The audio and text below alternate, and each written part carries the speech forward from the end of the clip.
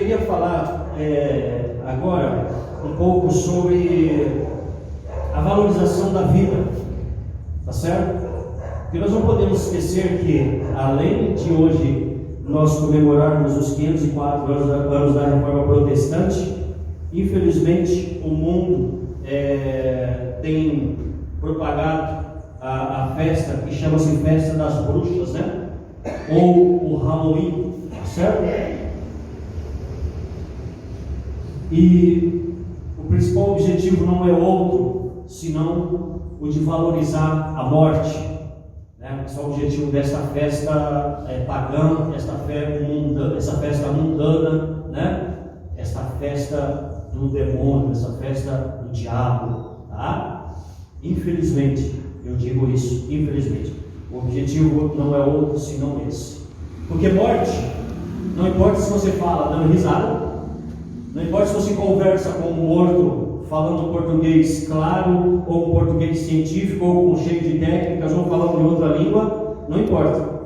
Morte é morte, morto é morto. Ok? Não importa. E não importa que as pessoas elas venham falar, inclusive os organizadores, ou até mesmo aqueles que querem justificar essa forma de festa, não importa que eles venham falar que eles falam assim, nós escolhemos uma forma engraçada, divertida, descontraída, para falar de algo ruim, para valorizar algo ruim. Eu sou totalmente contrário a essa ideia. E por isso nós vamos falar hoje de vida, amém? Amém. Vamos falar de vida. O primeiro versículo que eu quero trazer para vocês, que inclusive é o versículo tema da ministração de hoje, é 1 Coríntios capítulo 15, versículo 55.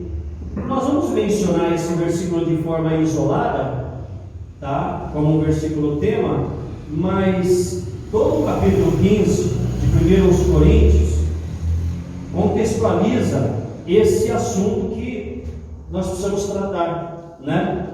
Que é a respeito de ressurreição de mortos. Primeiro ele fala da ressurreição de Cristo. Vamos ler primeiramente esse versículo 55. Vamos ler todos? Onde está, ó morte, a sua vitória? Onde está, ó morte, o seu poder de ferir? Então é um desafio. Quando o apóstolo Paulo é inspirado divinamente para falar esse versículo ou esta frase, ele está desafiando a morte. Mas ele está desafiando a morte com base nesse contexto que nós vamos ler a partir do versículo 1. Irmãos, venho lembrar-vos o evangelho que vos anunciei, o qual recebeste e no qual ainda perseverais. Aleluia! Então hoje nós temos 504 anos de perseverança no evangelho do nosso Senhor Jesus Cristo. Amém. E na doutrina dos apóstolos, amém? Glória a Deus. Por ele também sois salvos, se retiverdes a palavra tal como vou-la preguei, a menos que tenhais crido em vão. Então você retém a palavra de Deus, você permite que a palavra de Deus entre em você, fique na sua mente, no seu intelecto e desça para o teu coração. Então você reteve. E a partir daí você é perseverante nessa doutrina, na doutrina dos apóstolos do Senhor. E aí você tem a salvação mediante isso. Amém? Antes de tudo, vos entreguei, também recebi, que Cristo morreu pelos nossos pecados, segundo as Escrituras. Então está certo. Muitas religiões falam que Cristo morreu. Tudo bem que nem todo mundo fala que Cristo morreu pelos nossos pecados. Mas nós que somos os protestantes, nós falamos e declaramos que Cristo morreu pelos nossos pecados. Versículo 4. E que foi sepultado e ressuscitou ao terceiro dia, segundo as Escrituras. Então nós temos este momento da morte de Cristo na cruz, pelos nossos pecados, para pagar pela nossa dívida.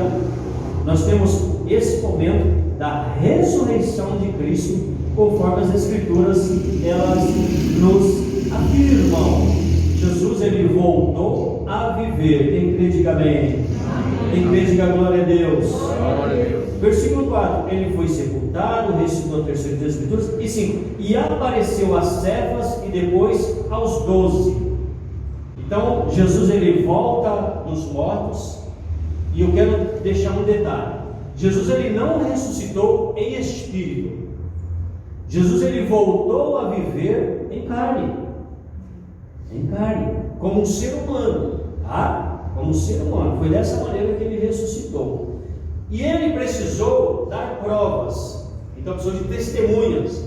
Então, logo após a ressurreição de Jesus, as testemunhas, elas evidenciam essa ressurreição.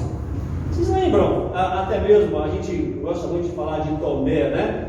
Tomé, quando Jesus ele ressuscitou, aí Tomé tem o seguinte pensamento: se eu não vê-lo, se eu não tocar onde os pregos entraram, então eu não vou crer.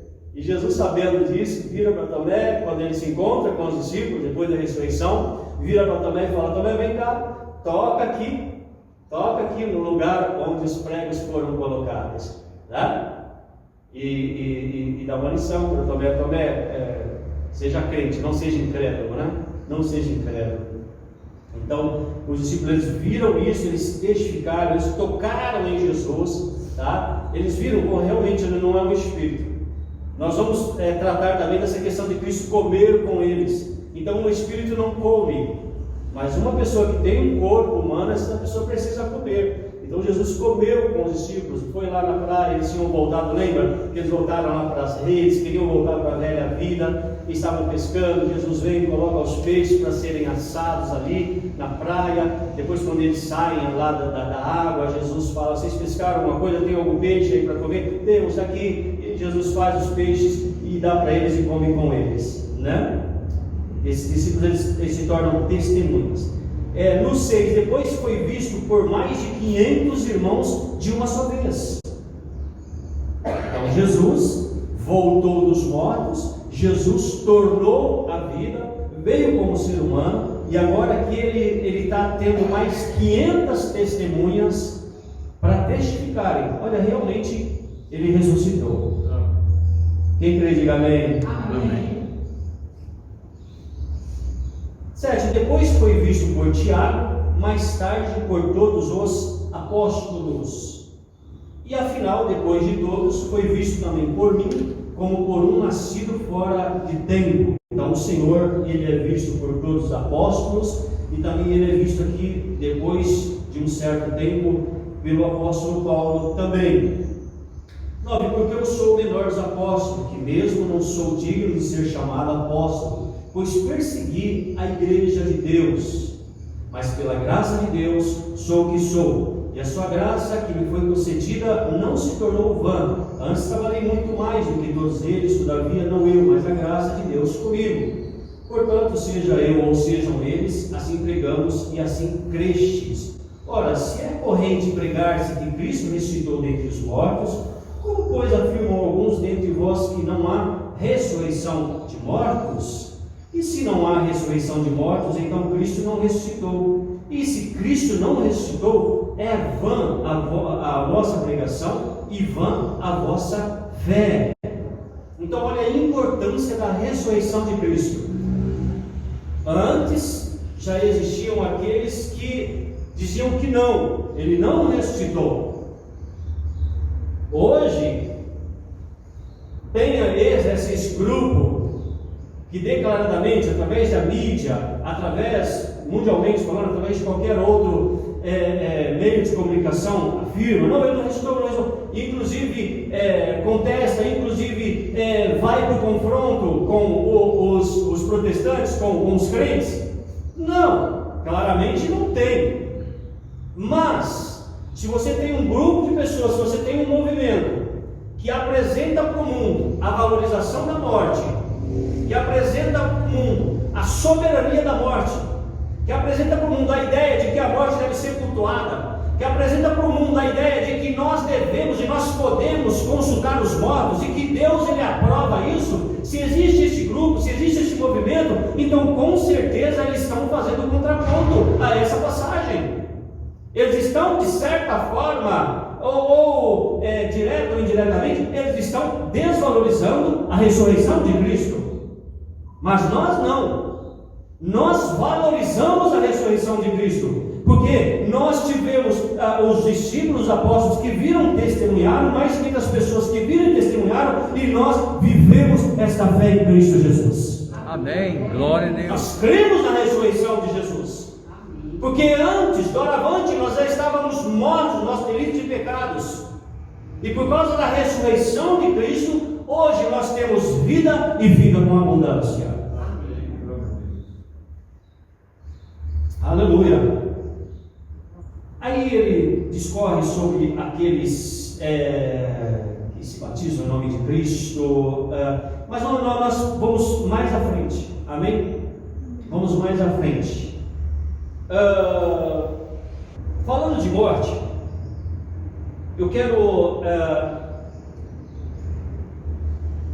mencionar aqui os tipos de morte que existem ou que existiram, tá? Vamos lá, vamos falar essa primeira.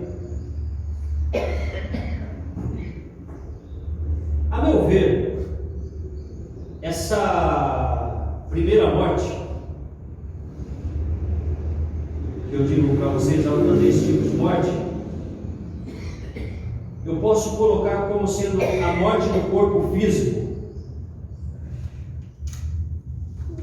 Se bem que eu prefiro acreditar muito mais na morte espiritual, que eu vou falar aqui também, tá?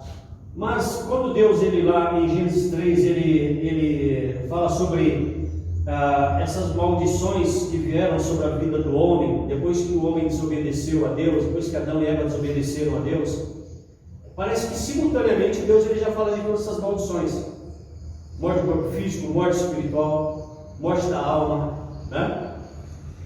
Mas vamos tentar aqui separar isso para que nós possamos entender um pouco melhor. Lá em Gênesis 3,19, o que o Senhor ele fala? No suor do teu rosto comerás o teu pão, até que tornes a terra, pois dela foste formado, porque tu és pó e ao pó tornarás. Então nós temos claramente aqui o que? A morte do corpo físico. E nós entendemos que Deus, ele criou o homem para viver para sempre, para não passar pela morte do corpo físico. Nós entendemos. Deus, quando cria todas as coisas, ele chega para o homem e para a mulher e fala: crescei a terra, crescei, enchei a terra, multiplicai-vos. Mas com o pecado, porque o homem desobedeceu, e aqui eu falo de forma bem resumida para não cansar vocês devem conhecer, todo mundo deve conhecer a história da queda do homem. Deus, ele criou um jardim, no meio do jardim, no meio de tantas árvores que davam frutos, para o homem e a mulher se alimentarem. Deus, ele cria no meio do jardim a árvore do conhecimento do bem e do mal. E Deus, ele falou: de todo o fruto de toda a árvore vocês vão comer, somente da árvore do fruto do conhecimento do bem e do mal vocês não vão comer, porque o dia que vocês comerem, vocês vão morrer. Creio que Deus estava falando: olha, o dia que vocês comerem, espiritualmente vocês vão morrer, fisicamente vocês vão morrer, a alma de vocês vai morrer. Ok? E Adão e Eva desobedeceram a Deus, comeram do fruto do conhecimento do bem e do mal, e assim eles morreram. E aqui no 19 nós já vemos Deus trazendo a consequência do pecado de Adão e Eva, a desobediência de Adão e Eva. Depois que Adão e Eva eles desobedecem, depois que Deus ele traz essa maldição, né? Sobre o Adão e Eva, essa maldição passou para todos nós. Então, aí vai diminuindo. Aí nós vemos na história da palavra de Deus: e viveu Adão, não sei se foram quase 800 anos, enfim. Aí começa, né? E Metusalém, e aí vai diminuindo o tempo de vida, tá certo? até chegar em nós. Tu és pó e para o pó voltarás.